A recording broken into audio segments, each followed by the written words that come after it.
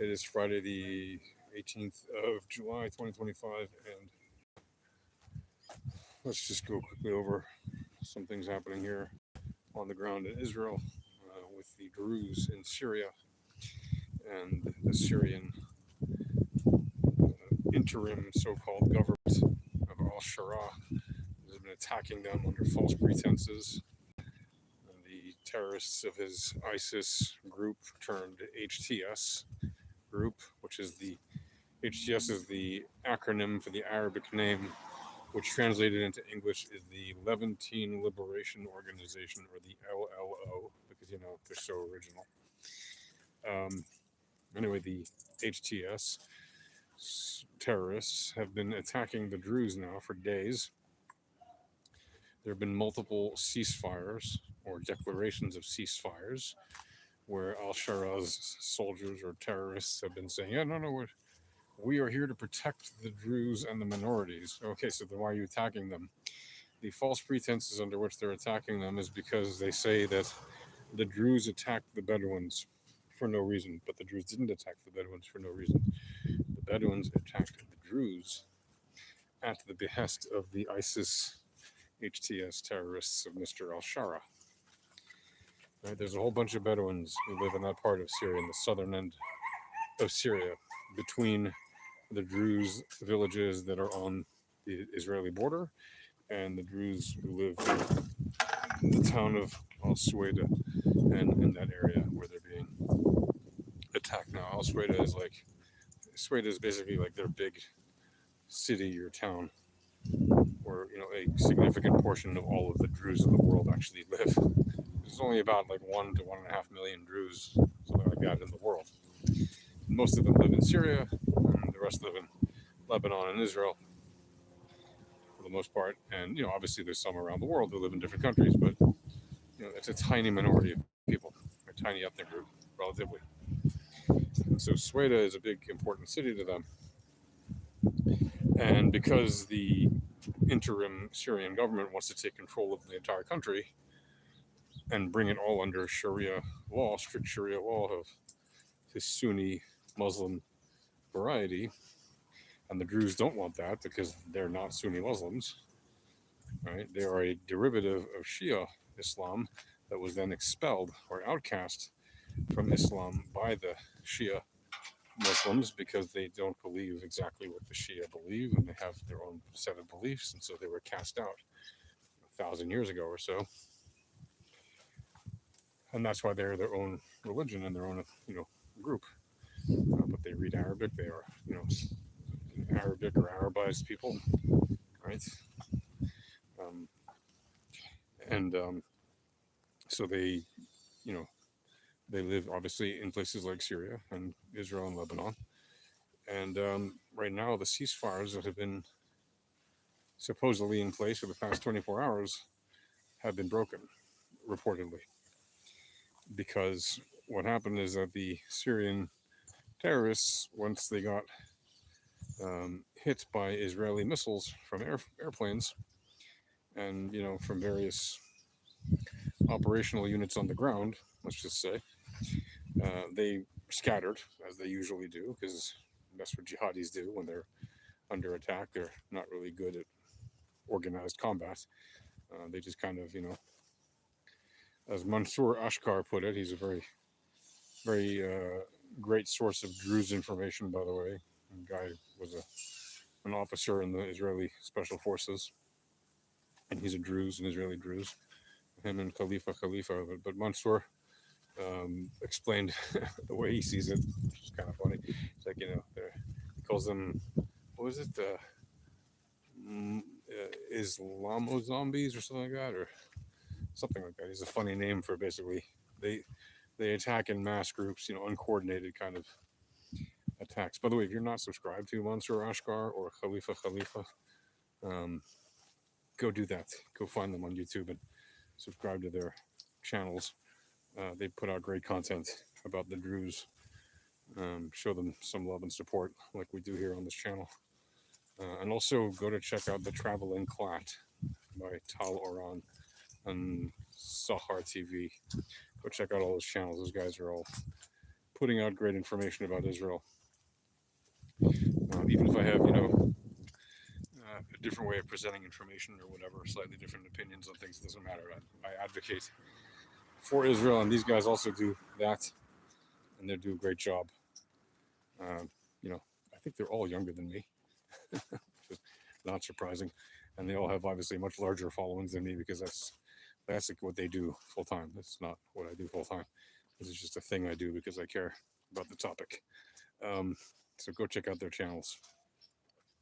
Anyway, so those Islamo zombies or something like that, they tend to just organize in wild packs, and when they get counterattacked by a well-trained professional fighting force like the IDF, they flee, right? But then what happens, right, after they flee, in this case, like 2 days ago when they fled the villages around Sweda, right, after they had, what they did is they attacked the villages around Sweda because Sweda is like on a mountain, so they can't really attack it easily because they know if they go up in the mountains, they're toast, right? But like the thing is, they still have tanks and missiles, right, and heavy weaponry, heavy personnel weaponry, heavy infantry weaponry, RPGs and things like that, which most of the the Druze don't have anything like that, right? They just have small arms to fight with. But when you attack them in the mountains, they have an advantage, right? Elevation is a huge advantage, right? So for them to get up the mountain is a big deal. They can stop tanks with boulders and all kinds of stuff, that they can block the roads and make it basically impenetrable, temporarily at least.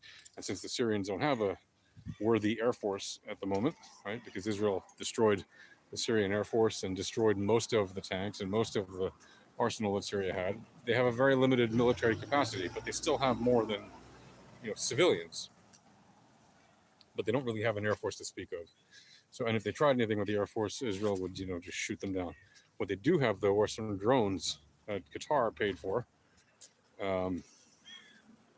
because of course, and so that is a threat from the air that they could present, which would obviously make Israel have to counterattack those drones. And what the Druze have are a good connection with the IDF, in the sense of they were able to coordinate in some way with the IDF to know when and where there are attacks happening. And what happened is a couple days ago, after the Druze have been basically lured out from Sweda to defend the villages in the valley below, the Druze villages in the valley below, where there also, by the way, are some Christians and Alawites who are also being attacked by those same ISIS terrorists. What happened was, after the ISIS terrorists had, killed and done all kinds of horrible things and kidnapped people, especially girls, then the IDF, got the message that this was happening, and they went in and dropped some bombs from the air, from their planes. Call them. They fled. They scattered, and they were scared. A few hours passed. They came back and nothing's really happening. And then they tried it again. So like, oh well, they dropped some bombs and we leave. Okay, no big deal. So what happens? They came back and they tried to attack again. And once again, Israel came back, and this time it hit them a bit harder, and started to destroy more tanks and started to destroy, more of their hardware and personnel. So they fled again. But what then they did is they declared, ceasefire. And meanwhile, the self-titled interim president of Syria, Mr. al-Shara, who's not a president, he was never elected to anything, gave a speech and said, "We are not afraid of war. We don't want a war. We want to unify the people. We don't want to cause any more ethnic, tension or division." Basically, he's saying he wants to unify the country, not have civil war. But he's the one causing the fighting. He's the one ordering his forces to attack Kurds in the north, and Alawites and Christians and Druze, and Alawites and Christians mainly in the center, and Druze, as well as Alawites and Christians in the south, east and west, right? So he's the one causing the civil war, at the same time pretending he doesn't want it to happen. He's not a person you can trust, okay? Just because he's a terrorist in a suit doesn't mean you can trust him. Just because he's in control of a so-called army now doesn't mean you can trust him. He's a dictator. He's a brutal dictator, and he's a savage, terrorist, 100%. So for Trump to have met with this clown, this evil clown, but clown, for Macron of France to have met with this clown and have invited him to the Elysee Palace, what a humiliating shame that is. What a dishonor he did to the Elysee by inviting literally a terrorist into the Elysee to discuss, making advancements with Syria and all this stuff, really reducing economic hardships on the country, etc. It's a joke, okay? But it really happened. And meanwhile, this butcher is continuing to attack the Druze, right? The reports are that even though there's technically a ceasefire was declared, it's been violated. And yes, Israeli Druze have crossed into Syria and visited for a day or two and then come back. And same thing, some Syrian Druze have come into Israel, visited for a day or two and gone back. They're mostly the ones that are visiting, crossing borders, etc. Are typically the Israeli Druze from Majd al-Shams or the area around there, which is a Druze village right there in the Golan Heights, right on the border, and Druze from the Syrian side of the border that are very close to the Israeli border, that are just a few minutes drive from there, and very often they have relatives, in each other in the villages across the way. So that's why they've been crossing the border to see each other's relatives, etc. Something they don't get to do very often. For many of them, they've never had the opportunity to do that until recently after the Assad regime fell.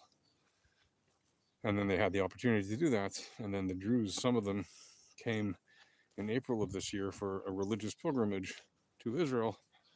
And that is the real reason that these people are being punished en masse.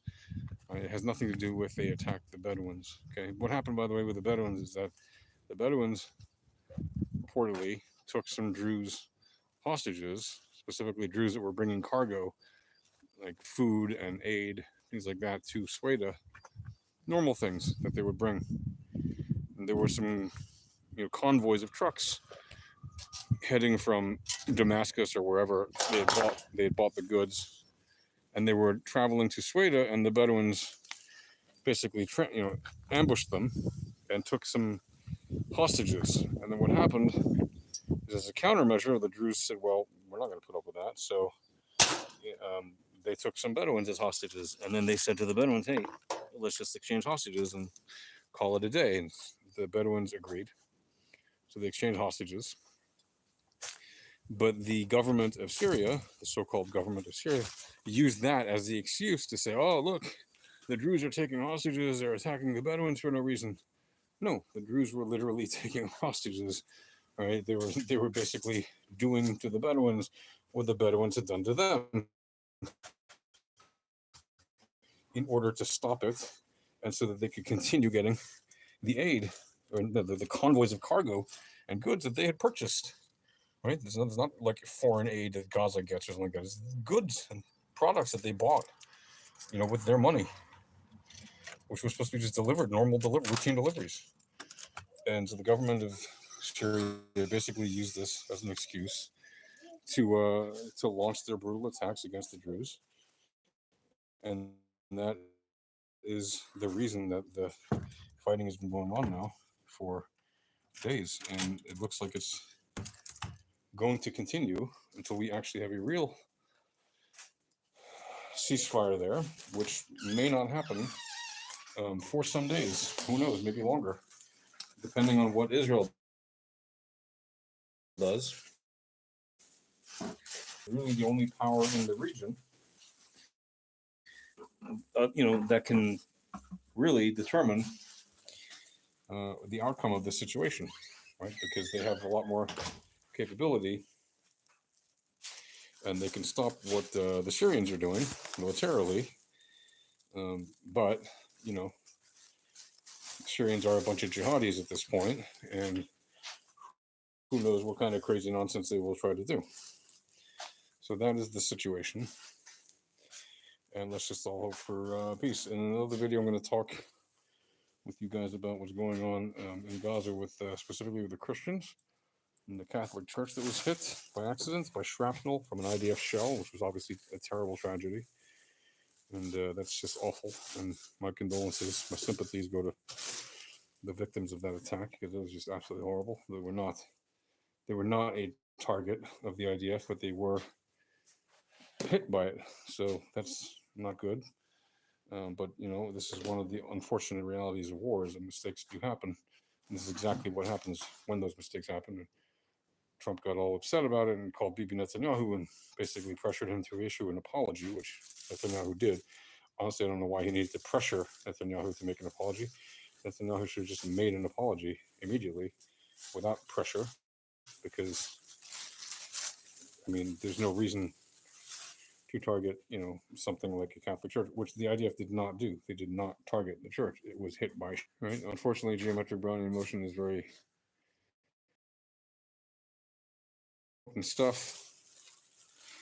And in the wrong situation can literally be lethal, as it was in this case, where three of the about 150 or so Catholics of Gaza were killed. So it may seem like a low number in terms of casualties of war in a battle,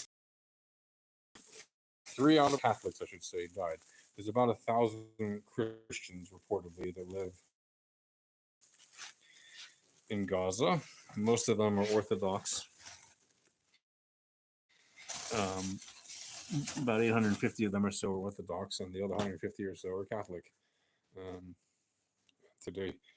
And their father, they call their father, the Reverend, an Italian man, was also wounded. He wasn't killed, thank God, but he was wounded with some, I think, leg injuries as a result of the shrapnel from an IDF tank shell.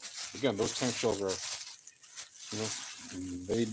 they make big booms. Right? If they blow up a building across the street, or even a few buildings away, it can send shrapnel, quite far, which is why it's not a surprise. Unfortunately, it does happen, but it's not a surprise that shrapnel caused injuries. Logistics and the kinetics about all that, I'll talk to you about that. And then there's a story going around. The Interior Minister, Mr. Arbel, has not been very helpful in solving a longstanding issue in terms of reducing the amount of bureaucracy and paperwork and the duration of time it takes to approve of visas of American Christian fundamentalist groups who want to come to Israel, which is frankly a very important group of people who come to Israel on a regular basis because they are ardent supporters of Israel at a time when much of the world unfortunately isn't. And it is important for Israel to have good friends and supporters, regardless of their religion or anything. And American evangelical Christians are some of the most important friends that Israel has, and have been for a very long time, for decades, literally. So I will talk with you guys about that issue and the potential for reciprocal measures, which the U.S. ambassador threatened to invoke or to implement. He also said that he might, if they don't solve the situation soon, he might put out an official statement saying that Israel is no longer a place, basically, that welcomes Christians, which is not really true, obviously, but it will be his opinion. You have to remember, Mike Huckabee is an evangelical Christian himself, and he loves this country, he loves Israel very much. But he's led many tours here, many Christian groups that have come to Israel over the years. He really loves this country, but it bothers him that American evangelicals are having a hard time getting here because of a visa. They should have their tourist visas approved immediately, frankly. Hold on, I have a message here for review. I can't read that message. Face and triangle and slash, I don't know what that means.